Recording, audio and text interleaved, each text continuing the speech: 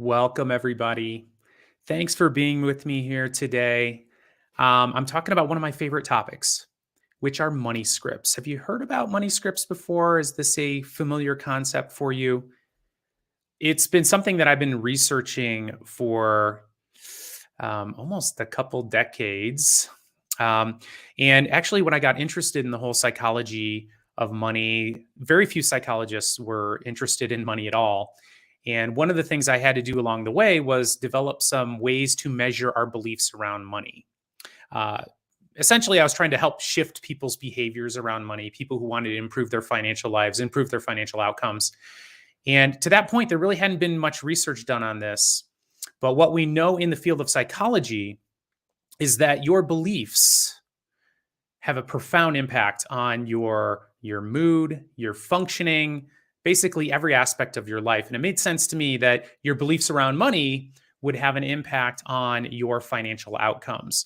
And that's really what money scripts are all about. And I'm really excited to share with you the concept and then some of the research findings we have found over the years, revealing essentially three money mindsets, groups of money scripts, beliefs about money that have been shown to be pretty destructive, like highly destructive in terms of your ability to reach your financial goals, in terms of your net worth, your income, your credit card behaviors, and a whole host of financial behaviors that can be self destructive.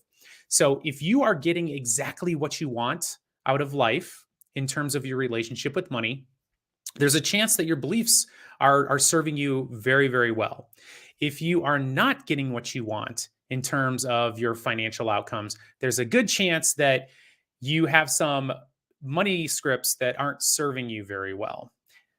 Let's dive into what I mean by money scripts. I will mention, and throughout this live stream, I'm going to have this link right here, moneyscripts.com. This is the test that we have used in research now with, I would say at least tens of thousands, maybe even nearing 100,000 individuals have taken this test. We've used it in a bunch of studies, and I encourage you to take it. It's free. This is my website. You can take the money script inventory and get a handle on your money scripts. Very, very important. Now, the great thing about this test is I've got it automated so that once you take it, your results will be emailed to you, as well as an analysis of what those results mean. Hey, thank you, CJ. Thanks for being here. Super excited to have you here. So, what we know from psychology is that your beliefs lead directly to your experience of life, your experience of everything, really. Two people can have the same event happen and have very different emotional experiences.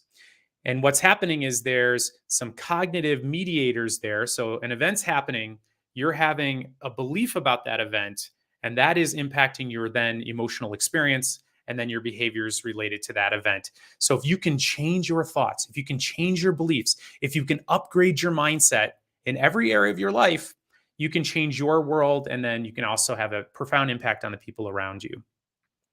So, in our model of financial psychology, I want to call out three components just to give you a sense of where money scripts reside in our psychology. So, we have what I have called financial flashpoint experiences. I call them financial flashpoint experiences because they are like a flash in your brain, something that has happened in your life. Quite often, they happen when we're young. And to make sense of these experiences, we then develop a set of beliefs around money. The problem with these money scripts, these beliefs around money, is many of these are developed in childhood where we're not really seeing the full context of what's happening. So, for example, a financial flashpoint experience could be something very mild, innocuous. It doesn't feel like it's that big of a deal, but it can have a profound impact on the rest of your life. So, for example, let's say that you are at the dinner table and you're 9 years old and you hear your parents arguing about money or being stressed about money. And every time they seem to talk about money, it turns into an argument. So as a child witnessing that, I might walk away with this belief that, money is a dangerous topic.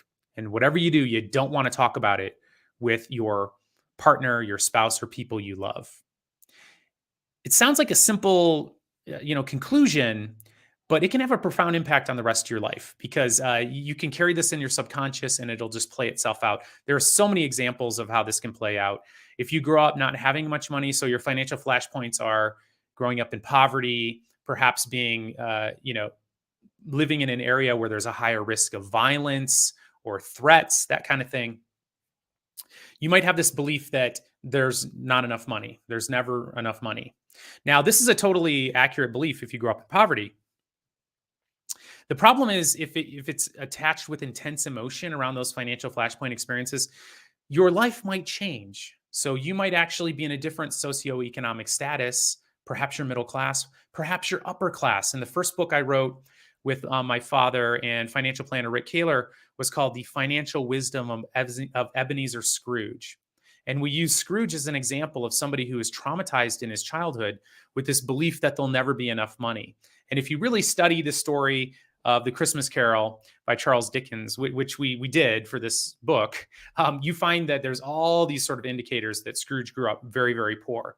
And he had this belief that, money's going to make my life better. There's never enough money. And so how did Scrooge live his life until his intervention with the ghosts? He lived it as if he was in poverty. He ate gruel. He didn't heat his house. He was a very miserly individual who was cruel to other people and didn't pay Bob Cratchit, his employee, nearly enough money. And so Scrooge was, by all objective measures, wealthy, extremely rich, as a matter of fact, but he was still living this poverty lifestyle because of that belief. I don't have enough money. There'll never be enough money, based on his experience of growing up in poverty.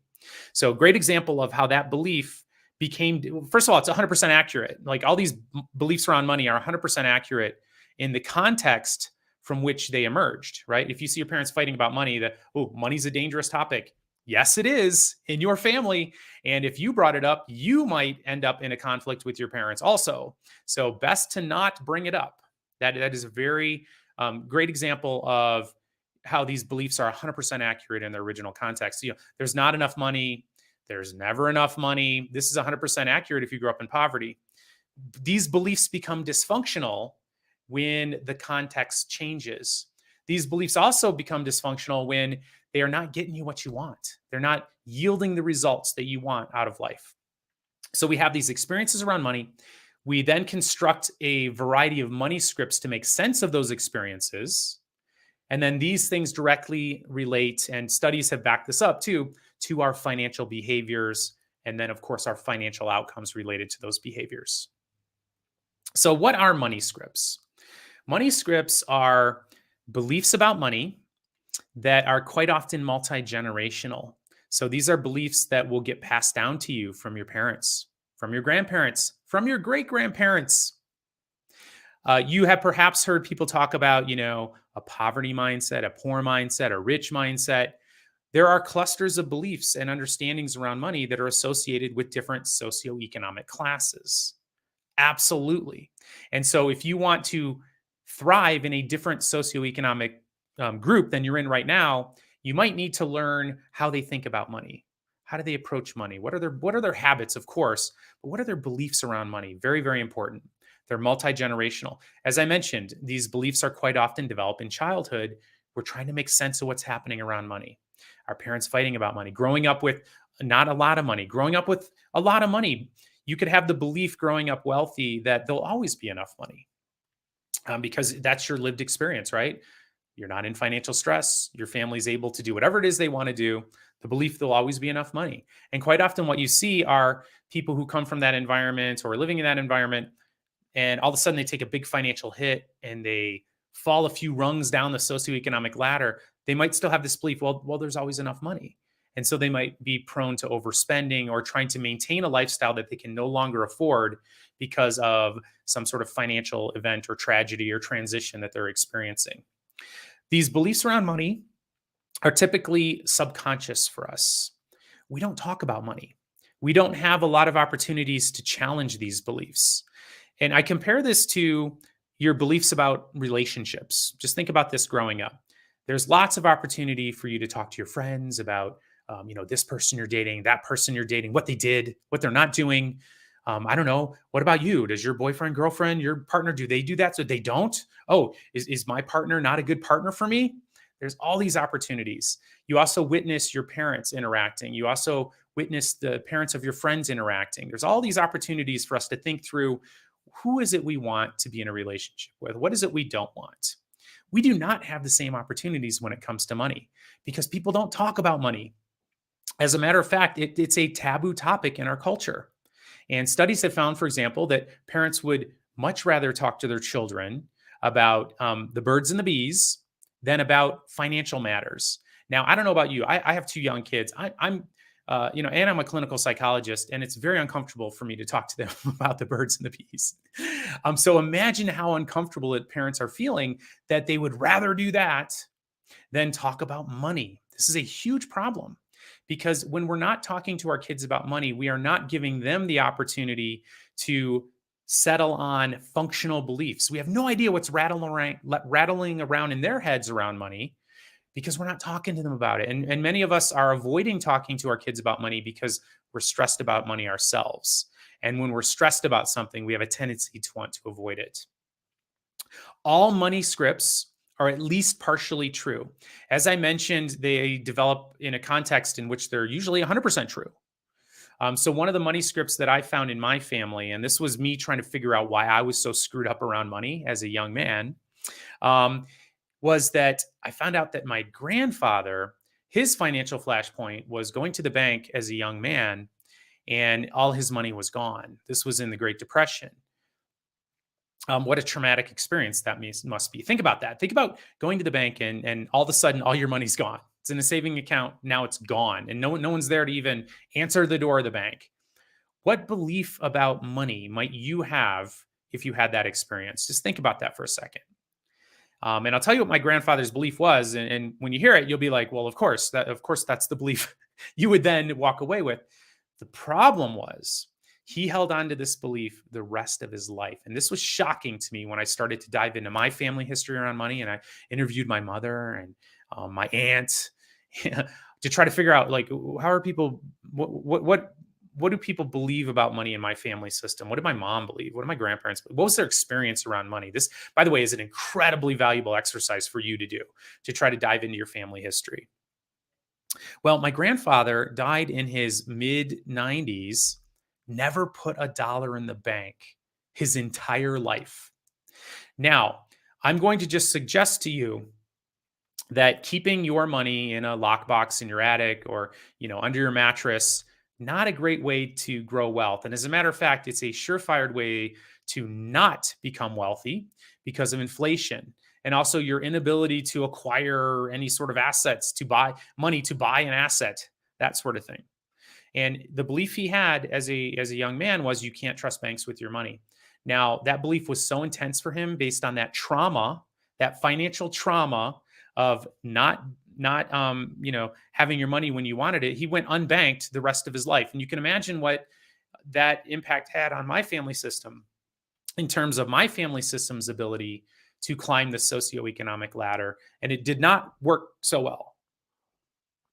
So hearing that story, all of a sudden my mother's anxiety about investing, her aversion to investing, and she was averse to it. Like, the best she would do is like buy CDs or put it in the bank. And very, very conscientious individual, my mother, when it came to money, but didn't know what wealthy people did, didn't know what you were supposed to do. How do you know? How do you know what wealthy people do unless you know some, right? And so it like, as I mentioned, different socioeconomic groups have different money scripts as designed to help them thrive and survive.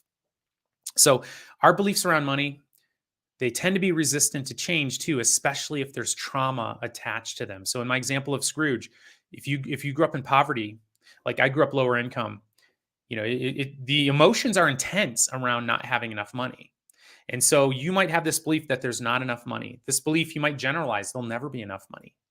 And if there's intense emotion attached to it, it becomes very resistant to change. So now all of a sudden you're making a lot of money, by every objective standard, or you have a nest egg that is substantial, but you have so much fear about not having enough, you become a hoarder. You deny yourself healthcare, you deny yourself any sort of pleasure in your life in terms of spending and enjoying some of your resources, which, by the way, is one of the things you should do with money. Money is meant to be saved for the future and also to enhance your life in the present. You might be so traumatized though that you do not allow yourself to spend any money. So it can become really resistant to change. And money scripts drive all of your financial behaviors. We can explain your net worth, your income, your desire to give money to others even when it hurts you, your financial dependence, your hoarding behaviors, your propensity to take gambles or become a day trader, your credit card debt. All these things have been predicted based on money scripts. So let's look a little bit deeper into money scripts, but I want you to just sort of take this home. Your financial behaviors, your disordered financial behaviors, all the ways that you've messed yourself up around money, the ways that you feel crazy, lazy, stupid, all the things you're ashamed of in terms of the mistakes you've made around money. And by the way, I've made a ton, okay, and I'm happy to talk about them just to make you feel better about yourself, I guess. I don't know. They make perfect sense when you understand the money scripts that drive them. When you understand how these money scripts, how you got them, how your parents taught you these things, either overtly or covertly or indirectly. One of the best things to do too is to like dive into your family history and just really trace that family line as far back as you can, because what is so profound is that, for example, a lot of the dumb financial behaviors I did when I was younger, really came out of a desire for me not to be like my grandparents and my mother and my dad, And so the problem there is, so first of all, I didn't want to do what they did, which isn't necessarily a problem, but I didn't know what else to do, and so I ended up swinging to the other extreme. So my grandfather wouldn't put money in the bank. I swung all the way to the other side and I started to like day trade and do all these crazy things that yielded some success early on. And then just given the timing with the markets, and for me, it was the tech bubble bursting, just losing all my money and going, what, why would a reasonably intelligent person do something so dumb with his money? Well, let me tell you why. Because it makes perfect sense based on your money scripts. So we're going to dive into some of these categories of money scripts. I'm super excited to be sharing this with you. This is all research based. And really what I want to say to you is I truly believe this. Life really isn't about discovering yourself and finding out about yourself. It's really about creating yourself. So you have the power to create an entirely different experience around money, around your relationships, around everything. And this is actually a really exciting power to embrace, take responsibility for, and start putting into action. And that's really what this is about. So if you have money scripts, you do, of course. And I'm not saying that they're bad, they're wrong. I'm not going to judge you for any of them, but I want you to think about, are you living the life around money that you want to live? Are you getting the results around money you want to get? And if the answer is yes, keep going. Keep going. Keep it up. I'm not here to change something for you that's working.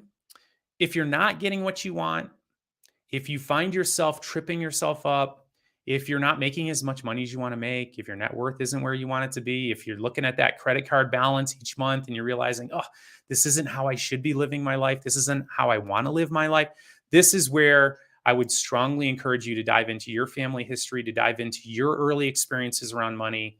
And one of the ways to do that is to look into your money scripts, which you can take the test that we've used in all our studies here. I'm now going to dive into the 4 categories of money scripts that we found. And I'll say this, these aren't categories I made up. So I did name them, but in our desire to understand more about psychology around money, we collected hundreds of beliefs that people told us about in our workshops.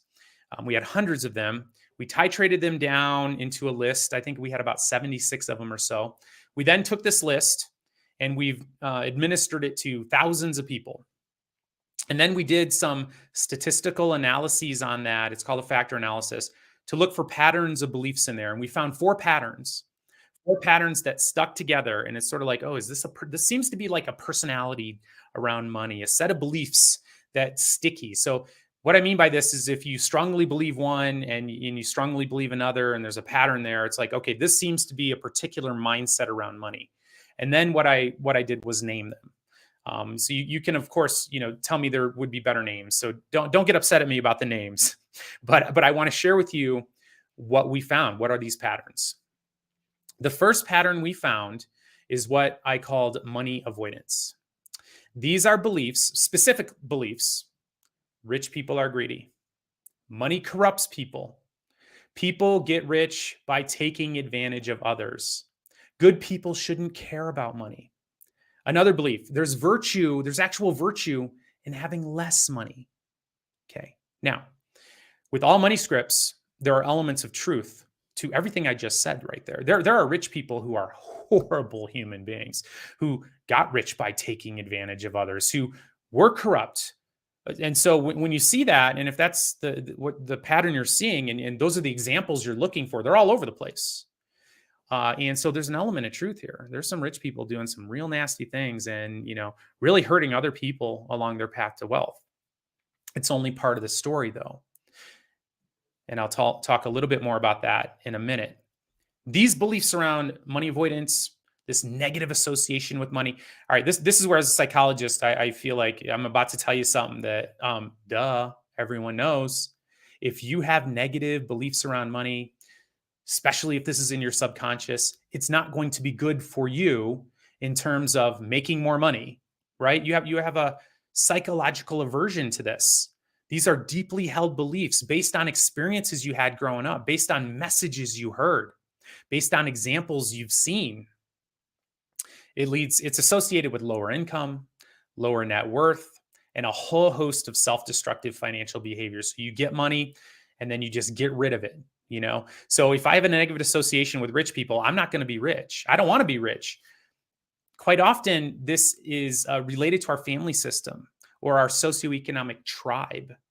One of the biggest threats to our survival through our time on Earth as human beings, which 99% of that time was spent in tribes, small hunter-gatherer groups, 100, 150 closely related people. The biggest threat to your survival was to feel like you no longer belong to that group.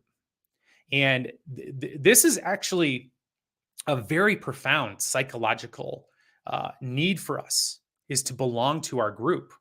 And if our group, which this is very common for people who come from lower socioeconomic groups, it's certainly true for where I grew up, and in church, what I heard in church, it's not good to be rich. Rich people are bad. This is what I heard. I didn't know any rich people. I didn't have a lot of examples in my life that would disconfirm that. It also helped me feel better about not having money. This is one of the traps around money avoidance, is if you have disparaging beliefs around rich people, well, it makes you feel better about not being rich. Now, interestingly, to just sort of fast forward, the next category I'm about to share with you is all about I want to get rich. And what's fascinating is people who are high in money avoidance are also higher than normal in money worship. So ironically, in my family system and in many people who have this, money avoidance belief, it's like the people who most hate rich people are also, statistically speaking, the ones who are most desperate to become rich themselves. And so that is in psychology, that creates cognitive dissonance. That's what we would call that, a psychological discomfort. It's like, on the one hand, I love money, I want more. On the other hand, I don't like rich people. I'd feel bad if I had money. So you're bouncing between those two things. And the easiest way to fix that is to just latch on to rich people are bad, because it's hard to latch on to $1 million like really fast. It's a lot easier for me to latch on to, well, I wouldn't want to be rich anyway, because those people are bad. So money avoidance is actually terrible for you if you want to increase your net worth. And again, you can find all sorts of examples to confirm this. It's called a confirmation bias. You can read a bunch of stories about people with money. You can screen out all the ones that put people in a good light. And I hear this all the time on social media too. Like if you hear people talk about, or if I talk about wealthy people who are philanthropic, who like are going to give 99% of all of their wealth to charity, people who have this money avoidance mindset and money script will then tell you, yeah, they're just doing that for nefarious reasons, right? They're just doing it to like save money on taxes, or there's a whole list of things that people will rationale they'll come up with around people when they actually witness wealthy people doing really good things, like curing polio or whatever, um, that they have this nefarious reason for doing it. So these beliefs are super, super powerful. It's really hard to talk somebody out of a money avoidance mindset because there's so many examples of nasty rich people, right? That you can just latch onto those. And then when you see somebody doing something good, you can just write that off as another nefarious attempt to control the world or whatever. So the bottom line is, if you do want to overcome this mindset, I have a few suggestions for you. So number one is to try to find examples of people who are just like you, people who look like you, people who came from a socioeconomic group just like you, people from your neighborhood that have gone on to become wealthy and don't seem to be so nasty, that have seem to be doing good things in the world, seem to be good people. When I first started to work with a lot of ultra net worth individuals, if I'm going to be 100% honest with you, I was sort of shocked at how they're all just like me, basically, except they had money. And most people that I've run across, they want to do good in the world. They want to do good for their children. They want to do good for their community. This seems to be most people, by the way, that I have run across at every level, every socioeconomic level, just to be honest with you. I know that there are psychopaths and sociopaths out there. This is a minority of the population, though. And certainly most people like to think of themselves as good people. And I found that to be the case at every socioeconomic level. There's a bunch of terrible human beings who have no money doing terrible things to people. There's a bunch of wealthy people doing terrible things. The bottom line is that if you want to overcome this mindset, find examples of people who are doing incredible things in the world with their money. And there are many, many examples. And then just do that, And I always like to say, too, that we want the good people to have the money, don't we? So, I'm assuming you have good intentions for the world, right? Like if you want to climb the socioeconomic ladder, I mean, odds are you're not a psychopath. There's a few out there listening to me right now, but odds are you're not trying to hurt other people along your way to becoming wealthy. Most people become wealthy by essentially not spending all their money on stuff for themselves and for others or whatever. And what they're doing is, instead of spending their entire paycheck, they're taking some of that money and they're saving and investing it. Just like newsflash, that's how most people are becoming millionaires in the United States. That's how most people are becoming wealthy. What is nefarious about that? So, like, are you a better person if you spend all your paycheck on stuff? If you have a higher, truck payment, car payment, does that make you a better person? I mean, what's the rationale there? You deciding to save and invest some money for your family, for your future, to improve your ability to have a positive impact on your community. I'm just going to throw this out to you. There's nothing inherently wrong with that. So look for those examples of people who you can connect with, who are doing good things in the world around money. Maybe you want to pick their brain around how they're doing it. You want to model your path associated with their path. Okay, the second category of money beliefs is what I called money worship or money focus. And these are beliefs that closely link money and stuff to happiness, solving all your problems, fulfilling all your dreams. Beliefs like money is power, more money will make you happier, money's going to buy me freedom, things would be better if I had more money. Now, I want to just talk about this in a little bit more detail, because you will hear a lot of people who have money and don't have money tell you that, money won't make you happy. All right. Now, and this is based on research that has been done in the past that showed that there's really no significant association between money and happiness, essentially above middle class. And the numbers vary, but they seem to track middle class. I'm just going to just point this out to you that a lot of that research has been debunked of late. And there seems to be an ongoing pathway of the more money you make, the more happiness you're going to report, the more life satisfaction you're going to report. And certainly that's been my experience. But it's not going to solve all your problems. Okay. There are plenty of rich people who are depressed, who suffer from mental illness, who have, medical concerns about their family. They're not living the life they want to live. They have existential angst. Plenty of people But I do think it's better to have money than not. I'm just going to throw this out there. It's one of the reasons why I'm pro you becoming wealthy. But there's a degree here. So what the studies have found is the people who are most desperate to have money, they're convinced that money and stuff is going to solve all their problems. This leads to patterns of overspending because we link that with stuff. So the more stuff I buy, the happier I'm going to be. Not true there. Not true there. So this belief, the more you believe it, the more likely to have lower income, lower net worth, to be younger, single, and less educated. That's a pattern we've seen across these dysfunctional money beliefs. The more self destructive financial behaviors and the more credit card debt you're likely to have. And again, that's because we are looking at stuff making us happier. So there's a balance here. Money is not going to solve all your problems, but it is a tool. It's a powerful tool. It's a tool that I want you to have more of course. Why not? I want you to build great things in the world with it.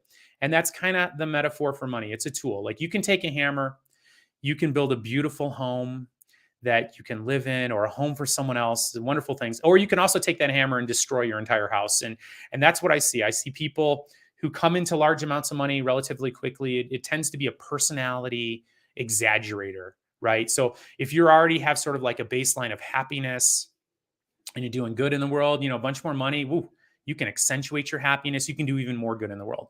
If you tend to be somewhat, miserable and nasty to people, more money can make you way more miserable because the bottom line is you've now learned that money isn't going to make you not miserable.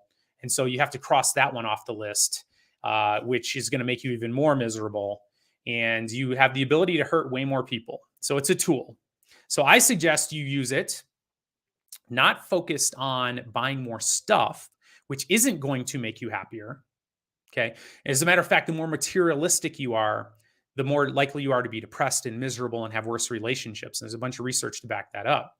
But look at focusing on experiences. How can I use this money to give myself a better experience, to give the people I love a better experience, to own more of my time? This is actually my definition of wealth. My definition of wealth is owning your time, not owning stuff. For me, that's financial freedom. The more you can own your time, the wealthier you are, in my mind. So that's the second category of money beliefs. The third category that is actually not good for you is what I called money status. This is where you're linking your self-worth with your net worth. This is all the people on Instagram. I don't think I'm live streaming Instagram right now.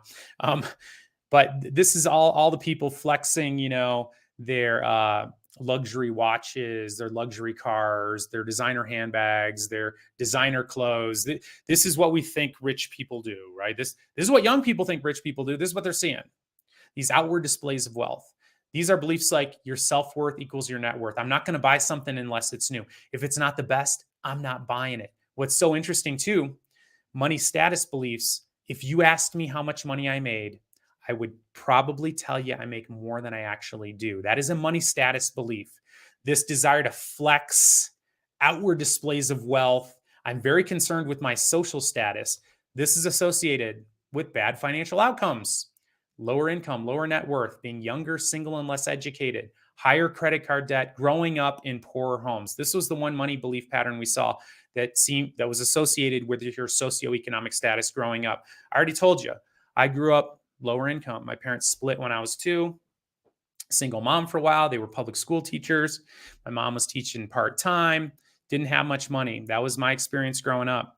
And so one of the big mistakes I made, I got out of graduate school. I owed $100,000 in student loan debt. And I went and bought, a watch that was worth about $3,000, Omega watch. I'm showing people I made it. Now I have an Apple Watch. I actually keep that watch as a reminder for me that was a ridiculous thing to do. What a ridiculous thing. I had $100,000 in student loans. My net worth was a negative $100,000, and I go buy a watch like that. And then I actually bought a very beautiful, large 14 karat Hawaii. I was living in Hawaii. Hawaiian heirloom bracelet for my mother. Mom, I love you. Thanks for all your sacrifices.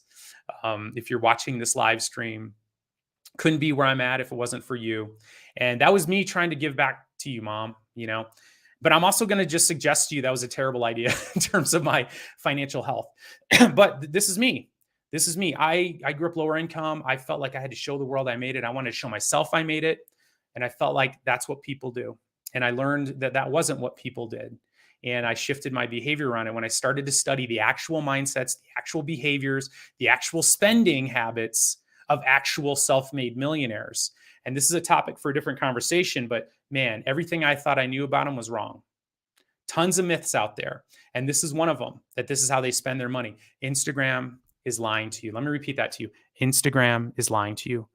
That is not how most wealthy people spend their money. You're being lied to about how wealthy people invest. You're being lied to about how they spend their money. And there's a bunch of research to back this up. I'm only here to tell you the truth. I had no idea. I started to, do those outward displays of wealth because that's what I thought they did. That's what I thought I was supposed to do. That's not what they do.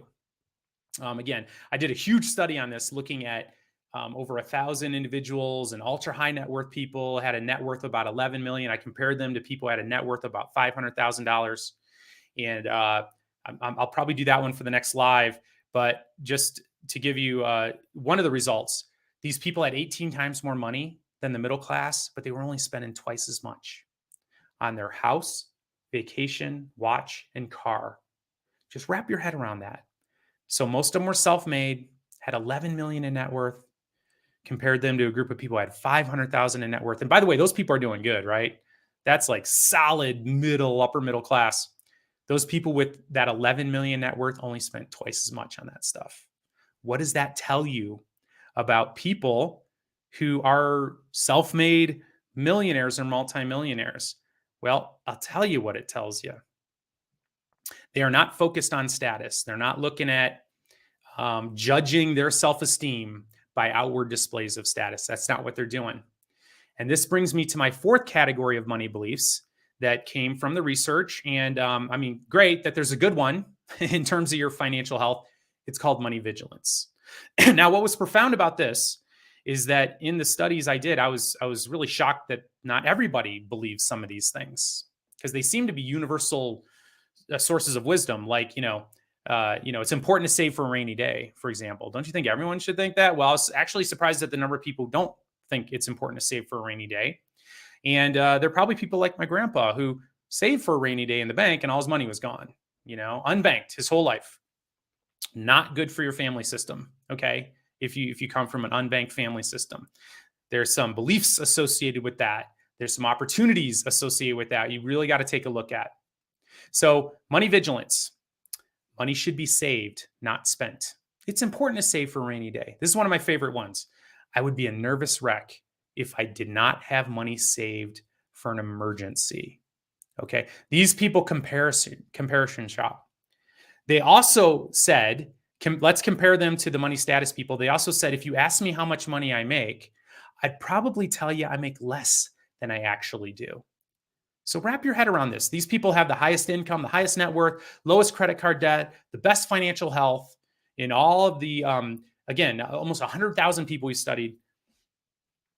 And they're going to downplay how much money they have?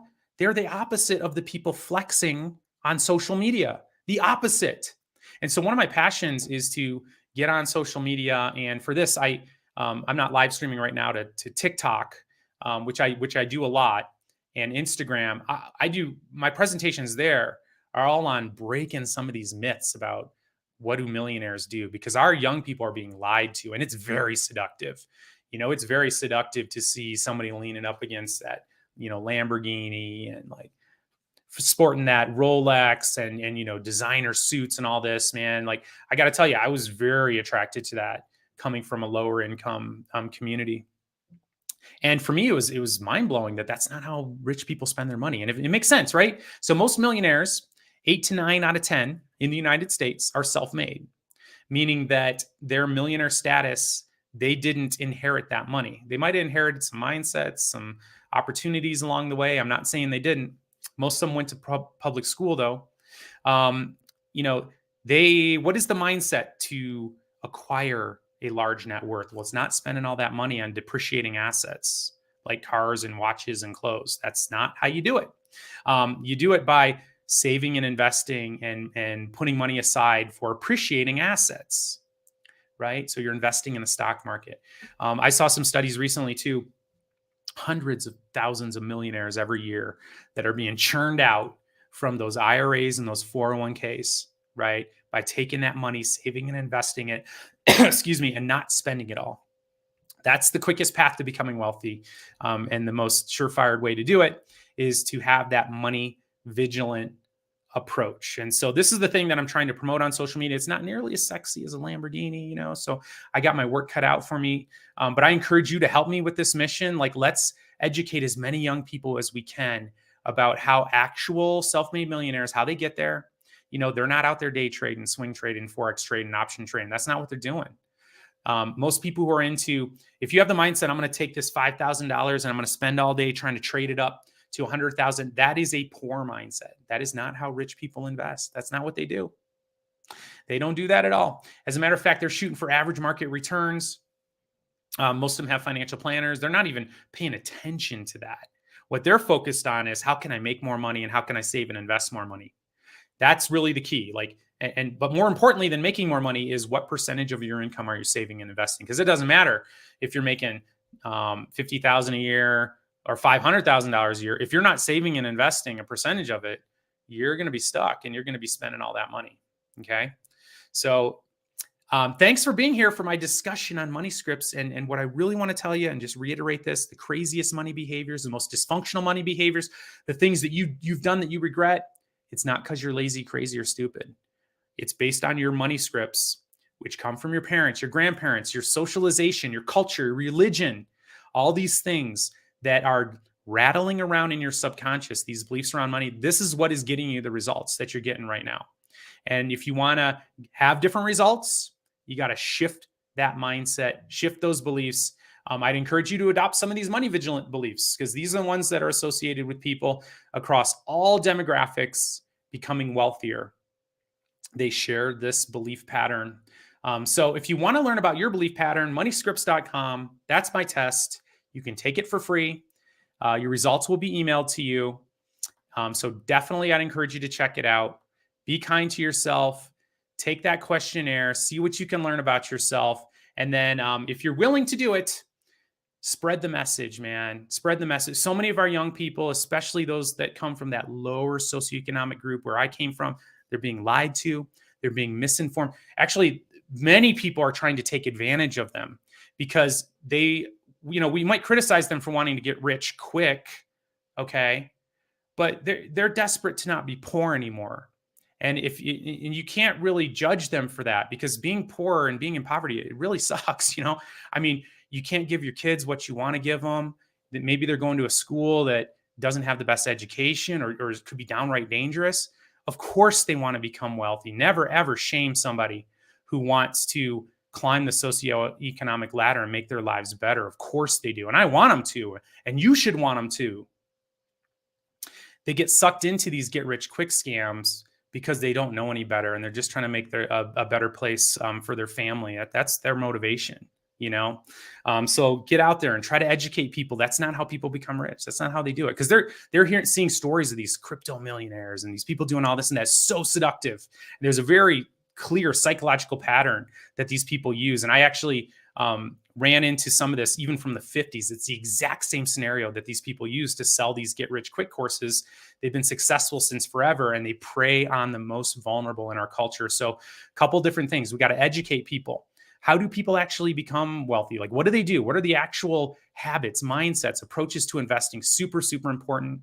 It's also really important to empower people and to believe that I can do this. Because people who come from those environments, they don't have role models, or at least they're not aware of these role models. Tons of obstacles for many, many people. We live in a very unfair system with racism, sexism, classism, all these things, all these barriers that are very, very real. We must not discount those, okay? They're real, and they have a profound impact on people's lives. And what I always encourage people is, because they might look at you and say, well, I can't relate to you. You didn't come from the neighborhood I came from. You don't look like me. I always encourage people to try to find role models that do look like you, that came from where you came from, and find them as mentors. Okay. Now, you might not be able to go to Oprah Winfrey or Warren Buffett and say, hey, how do I become a millionaire? Tell me what you did. You're probably not going to have access to those people. So I encourage people, find somebody a step or two ahead of you. That's all you need to do. Find somebody who's a step or two ahead of you. Pick their brain. What's their mindset? You know, go for the Oprah Winfrey's. Read their books. Try to dig in there. What's the mindset? How did this person overcome all this adversity and all these barriers? What did they do? What's that mindset? What are the habits? What did they do? Mine that, because this is something that has been done many, many times before by people just like you. Find the roadmap, repeat it. You don't have to invent this from scratch. But find somebody a step or two ahead of you and then repeat. That's my best piece of advice.